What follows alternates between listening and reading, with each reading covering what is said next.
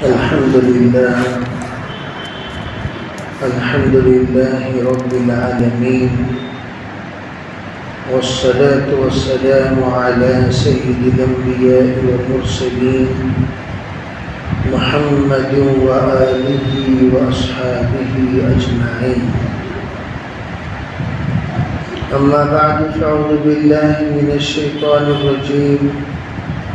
بسم الله الرحمن الرحيم. ليس عليك هداهم ولكن الله يهدي من يشاء وما تنفقوا من خير فلأنفسكم وما تنفقون إلا ابتغاء وجه الله وما تنفقوا من خير يوفى إليكم وأنتم لا تظلمون.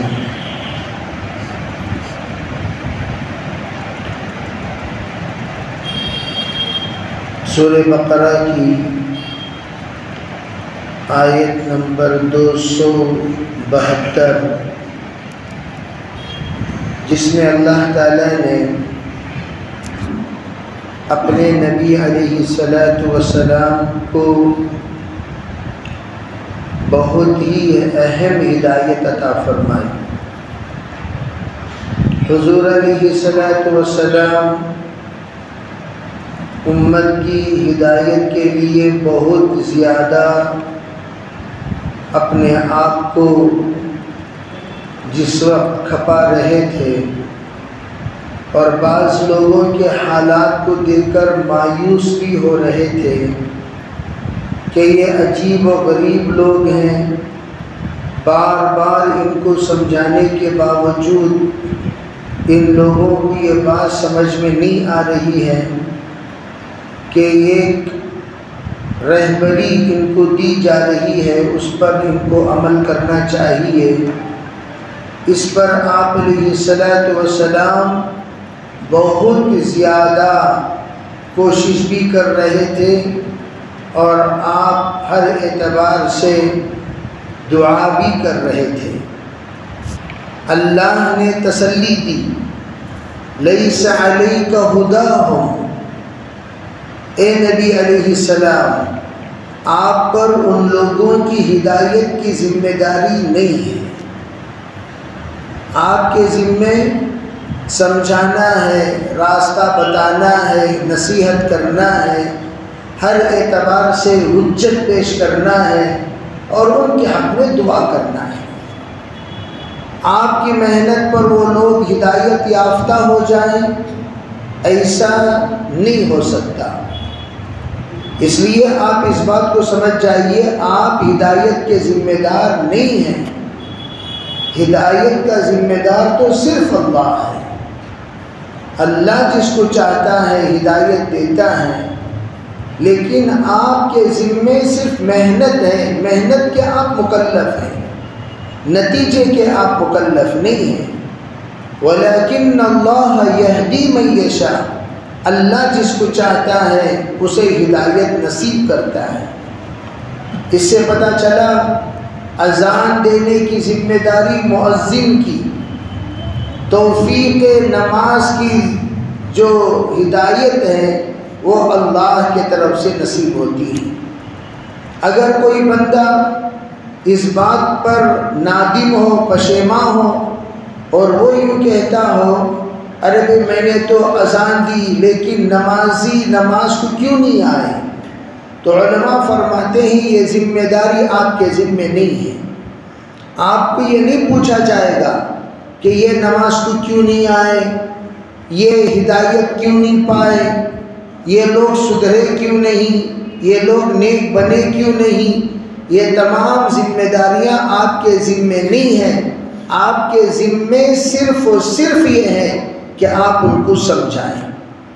اور اللہ تعالیٰ نے آگے ایک عجیب جملہ فرمایا، وَمَا تُنْفِقُوا مِنْ خَيْرٍ فَلِأَنفُسِكُمْ، جو کچھ تم اللہ کے راستے میں کھپا رہے ہو، چاہے وہ مال کھپائے یا جان کھپائے، اوقات کھپائے، صلاحیتیں کھپائے، اس بات پر افسوس نہیں ہونا چاہیے ارے بھئی میرا وقت لگا ان لوگوں کے پیچھے، سال لگ گیا، 2 سال لگا، 3 سال لگا، 5 سال لگا، لیکن یہ لوگ سدھرے نہیں، میرے 5 سال ضائع ہو گئے، میرے 5 سال بیکار ہو گئے۔ ارے یہ عجیب لوگ ہیں، ان پر تو میں نے لاکھوں روپے خرچ کیا، ارے یہ کیسے لوگ ہیں، میں نے ان کے پیچھے میری صلاحیتیں کھپا دی، یہ کیسے لوگ ہیں، میری زندگی پوری کی پوری تباہ ہو گئی، لیکن یہ سدھرے نہیں۔ یہ آپ کے زبان سے نکلنا یہ مناسب نہیں ہے۔ کیوں؟ دیکھیے آپ نے جو محنت کیا وہ اپنی آخرت کے لیے کیا، اپنے قبر کے لیے کیا، اپنے حشر کے لیے کیا، اپنی زندگی کو اللہ کے راستے میں لگانے کی نیت تھی تو آپ نے لگا دیا۔ اجر دینے والی ذات اللہ کی ہے، آپ کو نتیجہ نہ نکلنے پر مایوس ہونے کی کوئی ضرورت نہیں۔ آپ اطمینان کے ساتھ رکھیے، اطمینان کے ساتھ رہیے، یہ سوچ کر اللہ جل جلالہ امن والہ پر اعتماد کرتے رہیے، اللہ آج نے تو کل انشاءاللہ محنت کا نتیجہ ضرور لائے گا، یہ سوچ کر آپ اطمینان سے رہیے۔ چنانچہ کیا کہا؟ وَمَا تُنْفِقُوا مِنْ خَيْرٍ، جو کچھ بھی خیر آپ نے خرچ کیا، چاہے خیر سے مراد مال ہو، خیر سے مراد صلاحیت ہو، خیر سے مراد طاقت ہو، خیر سے مراد استعداد ہو، جو بھی آپ نے خرچ کیا ہے، فرمایا فَلِأَنفُسِكُمْ، آپ نے اپنے لیے کیا ہے۔ اسی لیے علماء کہتے ہیں ہم لوگ ہمیشہ ہم اپنے ذمہ دار ہیں اور اپنوں کے ذمہ دار ہیں۔ ایک باپ اپنے بیٹے کو سمجھا سکتا ہے، ایک استاد اپنے شاگرد کو سمجھا سکتا ہے، ایک امیر اپنے مامور کو سمجھا سکتا ہے، ایک پیر اپنے مرید کو سمجھا سکتا ہے، ایک امام اپنے مقتدیوں کو سمجھا سکتا ہے، لیکن ہدایت نہیں دے سکتا۔ جیسے نبی اپنے امتی کو سمجھا سکتے ہیں لیکن ہدایت نہیں دے سکتے، اسی طرح فرمایا ہم سمجھا سکتے ہیں، ہدایت نہیں دے سکتے۔ ہمارا کام، ہمارا مکلف، ہم مکلف کس کے ہیں؟ سمجھانے کے۔ جیسے مؤذن اذان کا مکلف ہے، سب کو سب کے گلے میں پھندا ڈال کر نماز کی طرف کھینچ کر لانے کا مکلف نہیں ہے۔ اللہ اس سے یہ نہیں پوچھے گا ارے بھئی تو نے اذان دی 1 سال 2 سال 3 سال 4 سال، بلکہ حدیث پاک میں ہے جو 7 سال اذان دے اللہ کے طرف سے اس کے حق میں مغفرت کے فیصلے ہو جاتے ہیں۔ 7 سال ایک بندہ اذان دے رہا ہے اس امید کے ساتھ کہ یہ لوگ آج نہیں تو کل سدھریں گے، لیکن 7 سال کے بعد بھی اس نے دیکھا صرف وہی 4 مصلی، وہی 5 مصلی، وہی 6 مصلی، وہ 6 16 نہیں ہوا، 5 15 نہیں ہوا، 4 14 نہیں ہوا، تو مایوس ہونے کی ضرورت نہیں ہے۔ آپ نے اپنا کام کر دیا، آگے کا کام وہ اللہ کرے گا۔ فرمایا اللہ تعالیٰ نے کہ جو کچھ آپ نے خرچ کیا وہ اپنے لیے کیا۔ پھر کیا کہا؟ وَمَا تُنْفِقُونَ إِلَّا ابْتِغَاءَ وَجْهِ اللَّهِ، جو کچھ تم نے خرچ کیا صرف اللہ کو راضی کرنے کے لیے کیا۔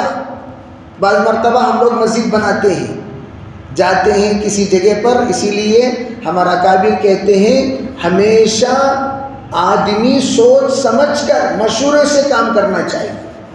مسجد بنانے کا شوق پیدا ہوا، چلو بھی میں ایک مسجد بناؤں، اور آپ خود اپنے دماغ سے سوچ رہے ہیں یہاں بناؤ، یہاں بناؤ، یہاں بناؤ، وہاں بناؤ، آپ نے اپنے سوچ کے مطابق بنا دیا، اور وہاں غور کرنے پر پتہ چلا وہاں نمازی بہت کم آتے ہیں، وہاں نمازی بہت کم آتے ہیں، وہاں لوگ آنے ڈرتے ہیں۔ وہ علاقہ ایسا ہے جہاں پر مسلیوں کا بسیرا نہیں ہے، مسلمانوں کا بسیرا نہیں ہے، آپ نے سوچا لوکیشن اچھا ہے مسجد بنا دی۔ تو آپ کو پوچھنا چاہیے بھئی مسجد کہاں بنانا زیادہ فائدہ مند ہوگا؟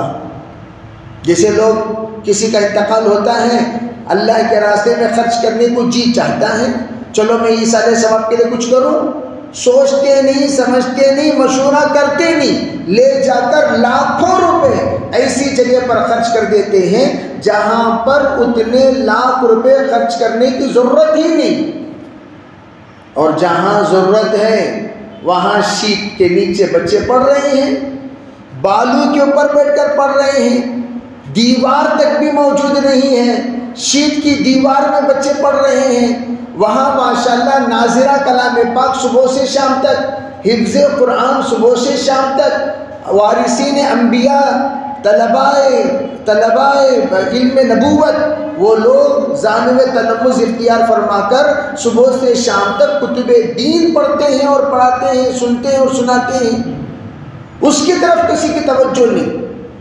ایک صاحب نے ایک سڑک پر 5 کروڑ روپے کی مسجد بنائی جہاں پر صرف جمعے میں 16 لوگ 17 لوگ آتے ہیں، بس مسافرین کوئی آ گیا۔ ارے اللہ کے بندے، آپ نے 6-7 کروڑ روپے یہاں پر لگائے، بہت اچھی بات، اللہ ضرور آپ کو ثواب دے گا، لیکن ایک مشورہ، بھئی یہاں کتنے، ایک جگہ پر گیا، اس سے دگنی مسجد ہے، میں نے پوچھا یہاں کتنے مکانات ہیں، کہا 28 مکانات ہیں، کوئی کس نادان انسان نے یہاں اتنی بڑی مسجد بنائی؟ نہیں، فیوچر کے لیے۔ کب کیا فیوچر؟ ارے بھی کیا فیوچر؟ 28 مکانات ہیں، فیوچر تو 100 سال بعد ہے، تب تو تم یہ استعمال کے قابل بھی نہیں رہے گی مسجد۔ اس ایک مسجد بنانے کے بجائے چھوٹی چھوٹی 4 مسجدیں نہیں بنا سکتے تھے؟ عربی بنا سکتے تھے، نہیں بنا سکتے تھے؟ چھوٹی چھوٹی 4 مسجدیں آپ بنا دیں گے تو 4 جگہوں کے لوگ نماز پڑھ لیتے۔ آپ اگر شیٹ ہی کی مسجد بنا دیتے 10 مسجد بنا سکتے تھے، کتنا فائدہ ہوتا تھا، کتنی دعائیں ملتی تھیں، کتنے لوگ نمازی بن جاتے، کتنے طلباء مکتب میں آ کر پڑھنے والے بنتے۔ ہم اس کے بارے میں سوچتے نہیں، جوش میں رہتے ہمیشہ۔ عالی شان مسجد کی تعمیر ہو گئی، لیکن جیسے ہمارے اکابر فرماتے ہیں، جو انویسٹمنٹ کرنے کے بعد ہمیشہ یہ سوچنا چاہیے اس سے انکمنگ کیا ہو رہی ہے۔ اسی طرح آپ نے انویسٹمنٹ کیا مسجد میں، مصلی کتنے آ رہے ہیں، انویسٹمنٹ کیا مدرسے میں، طلباء کتنے پڑھ رہے ہیں، انویسٹمنٹ کیا آپ نے کسی جگہ پر مصلی پر، یہاں کتنے لوگ آ کر نماز پڑھ رہے ہیں، اس کے مطابق آپ کو ثواب ملے گا۔ تو اس لیے یہاں پر جو جملہ کہا گیا ہے، دیکھو جو کچھ بھی کام کرو صرف اللہ کے لیے کرو، تو اللہ کے لیے کرنے کا مطلب یہ نہیں بے ضرورت جگہ سب بناتے رہو، بڑے اللہ کے لیے کرو کا مطلب بے اللہ کے لیے کرنا، اللہ کے بندوں کے لیے کرنا، اللہ کے لیے کرنا، اللہ کے بندوں کے لیے کرنا۔ کیا مطلب؟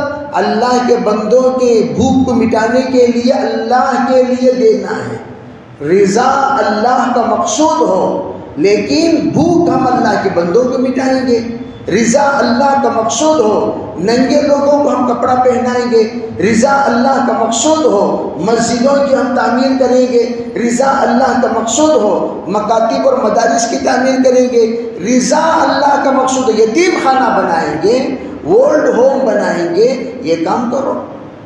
اور میں یہ بھی ساتھیوں سے کہا، ماشاءاللہ بعض لوگ اولڈ ہوم بنانے کے لیے مشورہ کرنے کے لیے بھی آئے، کہا حضرت ہم اولڈ ہوم بنانا چاہتے ہیں، بہت اچھی بات ہے، اپنا گھر، لیکن ایک گزارش، کہا بہت سارے لوگ اولڈ ہوم بناتے ہیں لیکن وہ جگہ کو عیاشی کا اڈا بنا دیتے ہیں۔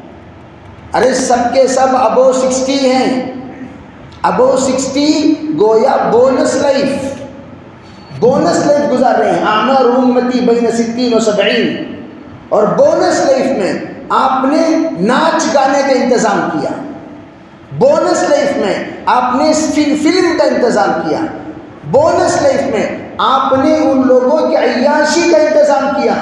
لا حول ولا قوہ۔ عربی آپ کو کرنا کیا چاہیے؟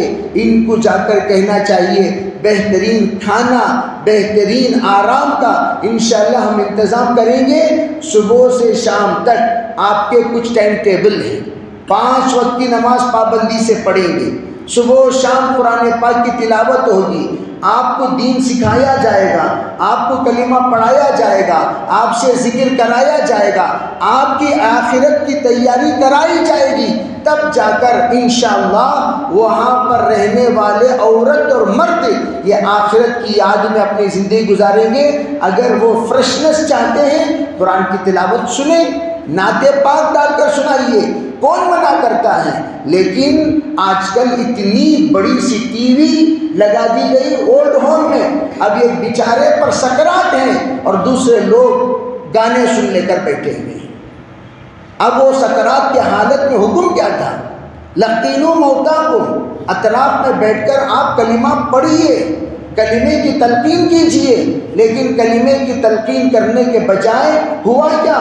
کلمے کی تلقین تو ہوئی نہیں، گانا سنتے سنتے اس اللہ کے بندے کا انتقال ہو گیا۔ جناب آپ نے جو اولڈ ہوم بنایا ثواب کے لیے بنایا، عذاب کے لیے بنایا؟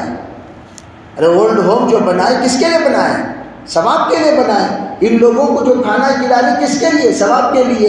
بھئی اتنا خرچہ آپ کر رہے ہیں ثواب کے لیے، لیکن تھوڑے سے بھول کی وجہ سے وہ ثواب کے بجائے عذاب بن گیا۔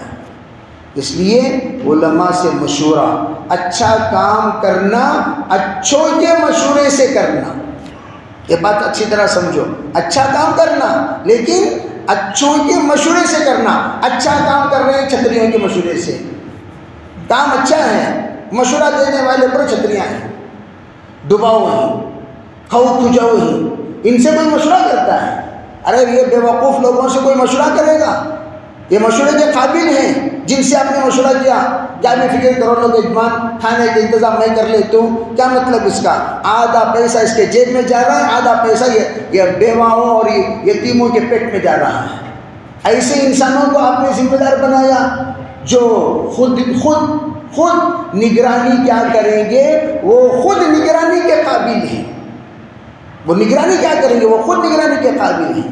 تو یہاں قرآن نے عجیب بات فرمایا کہ وَمَا تُنْفِقُونَ إِلَّا ابْتِغَاءَ وَجْهِ اللَّهِ، جو کچھ تم خرچ کر رہے ہو محض اس میں اللہ کی رضا ہے۔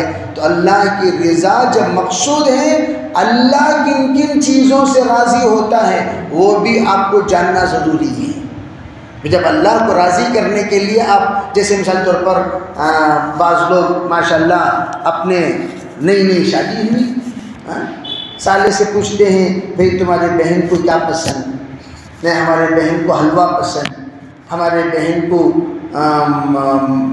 چمپا کلی پسند، مثلا ان کو پھول پسند۔ تو دلہا کیا کرتا ہے؟ جو بیگم کو پسند لے جاتا کہ نہیں جاتا؟ انہوں بولے نہیں بھئی ہمارے بہن کو یہ پسند نہیں، وہ لے جا رہا ہے، تو غصہ نہیں آئے گا؟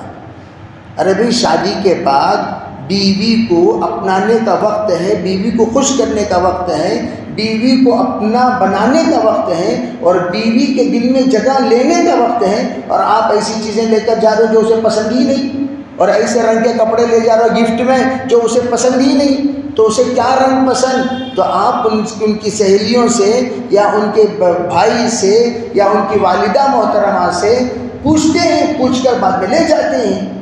تو اللہ کے لیے تو کر رہے ہیں، لیکن پوچھیں گے اللہ کو کیا پسند؟ میں اللہ کے لیے کر رہا ہوں، یہ کسی بھی پوچھ کو کرے تمہیں اللہ کو یہ پسند کو تم نہ معلوم کیا؟ وہ اللہ کو کیا پسند وہ کسے پوچھیں گے؟ اللہ والوں سے پوچھیں گے۔ اللہ کو کیا پسند علماء سے پوچھیں گے۔ اللہ کو کیا پسند قرآن کے جاننے والوں سے پوچھیں گے۔ اللہ کو کیا پسند وارثین انبیاء سے پوچھیں گے، وہ بتائیں گے اللہ کو کیا پسند، اللہ کو کیا نہیں پسند۔ تو یہ بہت ضروری۔ کئی جگہوں پر بڑے بڑے آج بھی بنگلور میں بڑے بڑے لوگ ہیں ماشاءاللہ، دین کا کام خوب کرتے ہیں، لیکن ان کے مشیر جو ہیں وہ خود بے دین ہیں۔ بے دین لوگوں کے مشورے سے دین کا کام ہوگا، بے نمازیوں کے مشورے سے نماز کا کام ہوگا، خائنین کے مشورے سے امانتداری کا کام ہوگا، جھوٹوں کے مشورے سے سچائی کا کام ہوگا۔ لا حول ولا قوہ۔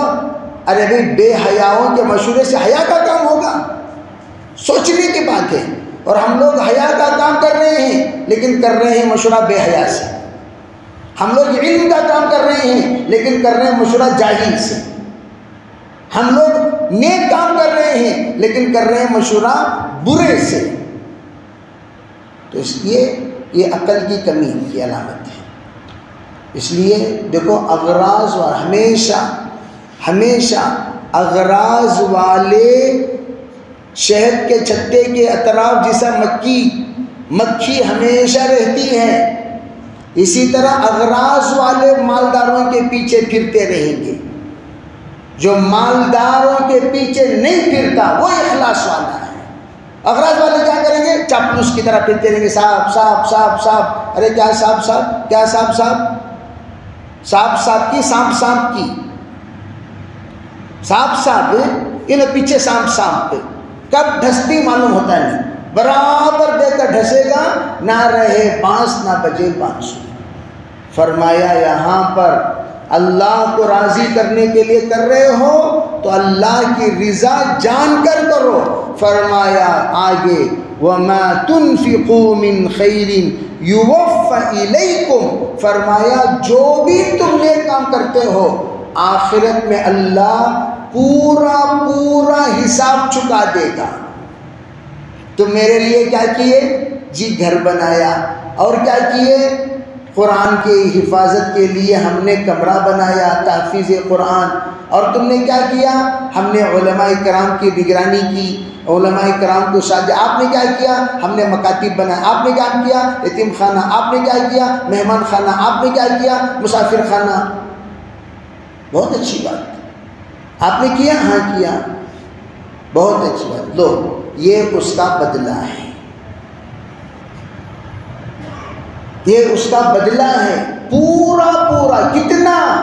جتنا تمہارے اندر اخلاص ہوگا اتنا بدلہ بڑھتا جائے گا. لووسٹ میکسیمم من اتا بالحسنۃ فلہ عشر امثالھا، یہ کے بدلے میں 10. یہ آ کر بالکل منیمم، ادنا درجہ. میکسیمم کیا ہے؟ میکسیمم واللہ یضاعف لمن یشاء بغیر حساب، اللہ تعالی جسے چاہتے ہیں بے حساب دیں گے. ایک کو 70، ایک کو 700، ایک کو 7,000، ایک کو 70,000، ایک کو 7 لاکھ دینے والی ذات کس کی؟ اللہ دیکھ رہے ہیں. اللہ فرما پورا چکا دیں گے. تمہارا کوئی بھی احسان ہم پر نہیں رکھیں گے. جو تم کر کے آ رہے ہو ہمارے لیے سب کچھ چکا دیں گے. اسی لیے اللہ نے قرآن میں کیا جملہ استعمال فرمایا؟ من ذا الذی یقرض اللہ قرضا حسنا، کون ہے جو مجھے قرض دینے والا؟ اور قرض واپس کرنا فرض ہے، قرض واپس کرنا فرض ہے. اور اللہ تعالیٰ قرض کہہ کر یہ بتانا چاہتا ہے جو کچھ تم لوگ مجھے دے رہے ہو اسے واپس لوٹانا فرض ہے. لیکن قرآن ہی 2 باتیں بتا دیا. دیکھو اگر تم 2 کام کرو گے، جو چیزیں تم نے اللہ کو دیے وہ سب کے سب ختم ہو جائیں گے. کیا کیا کام؟ لا تبطلوا اعمالکم بالمن والاذی، فرمایا 2 کام نہ کیا کرو.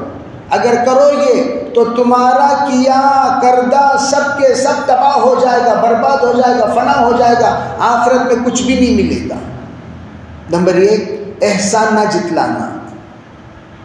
احسان نہیں جتلانا. یاد ہے کیا بھائی میں تم نہ، یاد ہے کیا بھائی میں تم نہ، یاد ہے کیا بھائی. بعض لوگوں کو کہاں بھائی میں دیا تھا نا، کہاں ہے کہ وہ جی کے پوچھا سو دیا سو ایک جبہ مثلا 26 بار پوچھتا کیسا ہمارا جبہ فٹ ہے کی.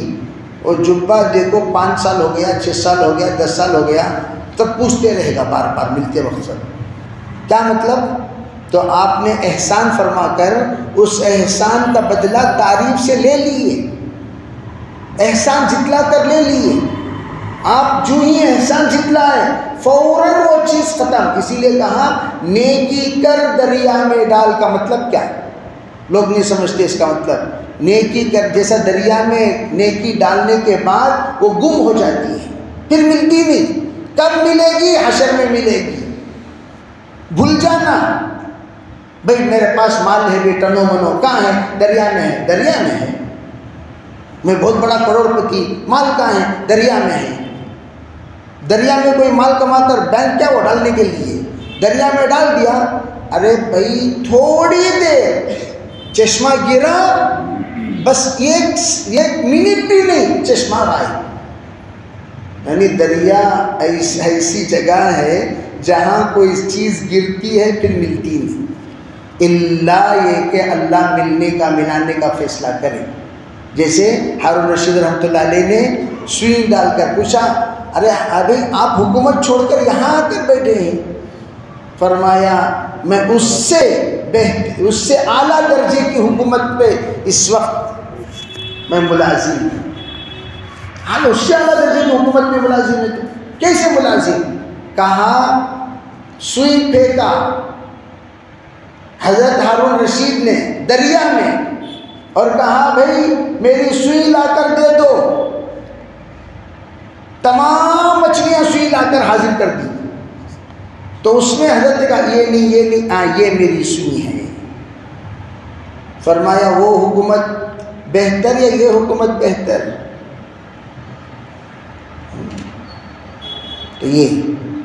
تو کیا کہا اللہ تعالیٰ دریا میں ڈالنے کو جو محاورہ ہے تو اللہ بھی کہتے ہیں نیکی کرنے کے بعد بھول جانا چاہیے، اسے یاد رکھ لے کرنے بیٹھنا۔ یاد ہے کیا بھائی تمہیں کون ہے؟ ارے انہوں تمہیں کون ہے؟ انہوں تمہیں کون؟ نیکی کرنا بھول جانا۔ ناظرین علی خان صاحب رحمۃ اللہ فرمایا کرتے تھے بعض لوگ اپنے کارگزاریوں کو کارنامے کی طرح سناتے ہیں، چلے گن گن کے رکھتے ہیں، اللہ کے راستے میں کتنا خرچہ کیا، اللہ کے راستے میں کتنا وقت دیا، گن گن کے رکھتے ہیں۔ یہ اللہ کے راستے کے بہت بڑے بخیل ہیں اور احسان جتلانے والے ہیں۔ حشر کے میدان میں اس حال میں پہنچیں گے ان کے پاس ایک دن کی قربانی بھی نہیں ہوگی۔ کیوں؟ ہر دن کی قربانی کارگزاری سنا کر کارنامے کی طرح تباہ کر دیا۔ کارگزاری سنا کر کارنامے کی طرح، میں کل دوسرے گشت کو گیا تھا، میں پرسوں تیسرے گشت کو گیا تھا، میں اس سے پہلے چوتھے گشت کو گیا تھا۔ بولنے کیا تو کس کے واسطے گیا تھا؟ میرے واسطے گیا، تیرے واسطے گیا تھا 26 بار کہیں کو بول رہا، دوسرے بولنا سو انہوں آئے تھے بھیگر کو، ہمیشہ اپنی گھنٹی بجا لینا نہیں، اچھی چیز نہیں وہ۔ دوسرے اگر بجا رہے ہیں وہ آ کر اللہ کے زبان خلق کو نقار خدا سمجھو۔ تمہیں خود بجا رہے ہیں تو اس کا مطلب یہ ہے کہ اپنی تعریف خود کرنا یہ فرعونیت ہے۔ اللہ حفاظت فرمائے۔ تو دوسری چیز کیا ہے جس سے قرآن نے منع فرمایا؟ تکلیف دے کر، والاذى، تکلیف دے کر۔ تکلیف کیا؟ کہ آپ نے کسی پر احسان کیا اور اسے آ کر آپ بار بار خدمت لے رہے، بار بار ستا رہے، بار بار اسے بلا رہے، آؤ جی ذرا، آؤ جی ذرا، آؤ جی ذرا، آؤ جی ذرا۔ اب وہ بیچارہ آپ سے ایک 500 روپے لیا تو کیا لیا؟ اسے آپ نے اپنا غلام بنا لیا، آپ نے اس کو اپنا ملازم بنا لیا، آپ نے اس کو اپنا نوکر بنا لیا۔ یہ اذى ہے، یہ اذى نہیں دینا چاہیے۔ دل سے بھی، ظاہر کی بھی اذى نہیں دینا چاہیے، زبان سے بھی اذى نہیں دینا چاہیے۔ اس کو یہاں پر فرما کر اللہ تعالیٰ فرماتے ہیں وَأَنْتُمْ لَا تُظْلَمُونَ، قیامت کے دن تم پر کوئی ظلم نہیں کیا جائے گا، جتنا تم نے کیا اس کا پورا پورا بدلہ انشاءاللہ آپ کو مل جائے گا، پہنچ جائے گا، آپ پر کسی بھی طرح کا ظلم نہیں کیا جائے گا۔